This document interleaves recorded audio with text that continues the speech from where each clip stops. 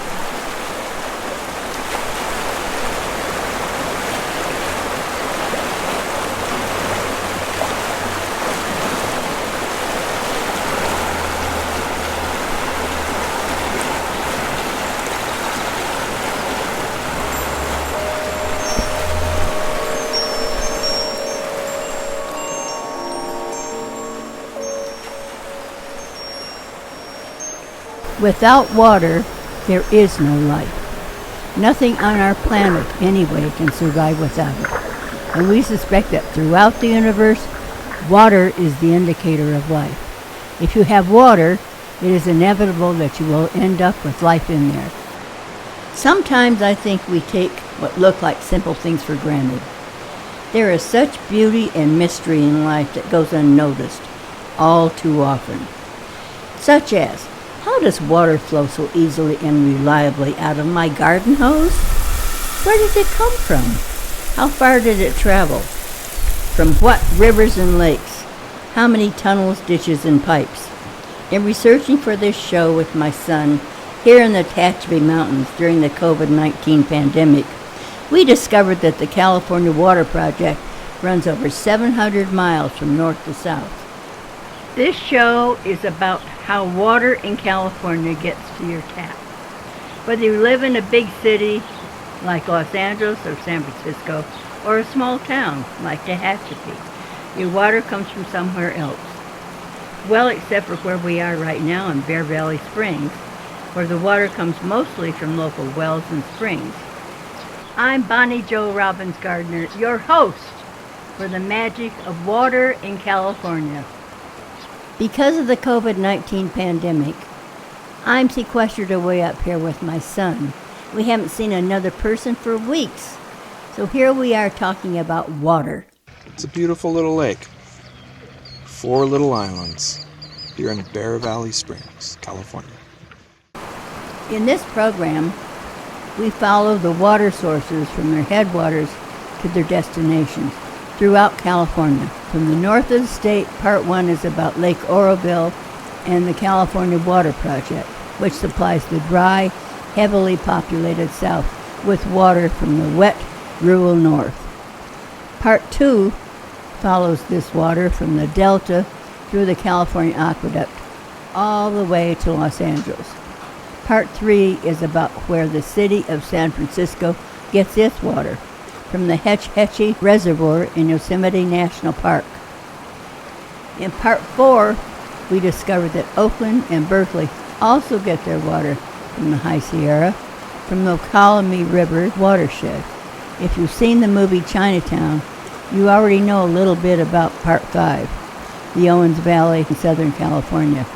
And finally, in Part 6, we travel from the Colorado River watershed all the way to San Diego and the Mexican border. North of San Francisco is Lake Oroville, which is the northernmost reservoir in the state's water project. The Lake Oroville Dam was built in 1957. It's the tallest dam in the entire country at 770 feet high. It is the second largest reservoir after Shasta Lake. In 2017, it almost collapsed after tons of rain eroded the spillway. Almost 200,000 people were ordered to evacuate. Fortunately, the rain stopped, the lake level was lowered, and disaster was averted, unlike the St. Francis Dam in Los Angeles in 1928. But that's another story. The entire watershed of the Feather River feeds Lake Oroville.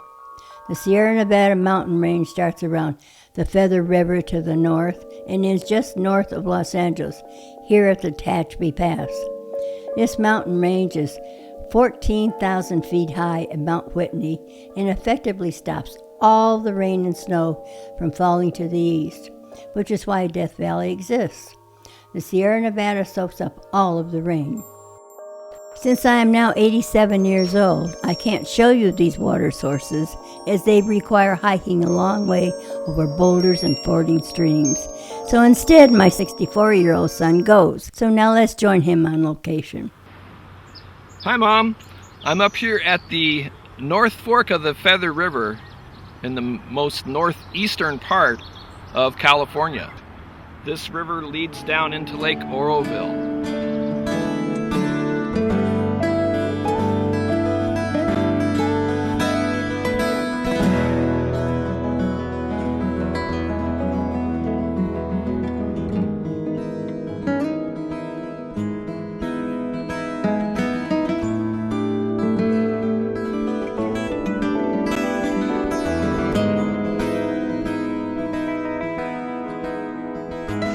This is the very beginning of the California State Water Project. At Lake Oroville, where the water comes out into the Feather River Basin.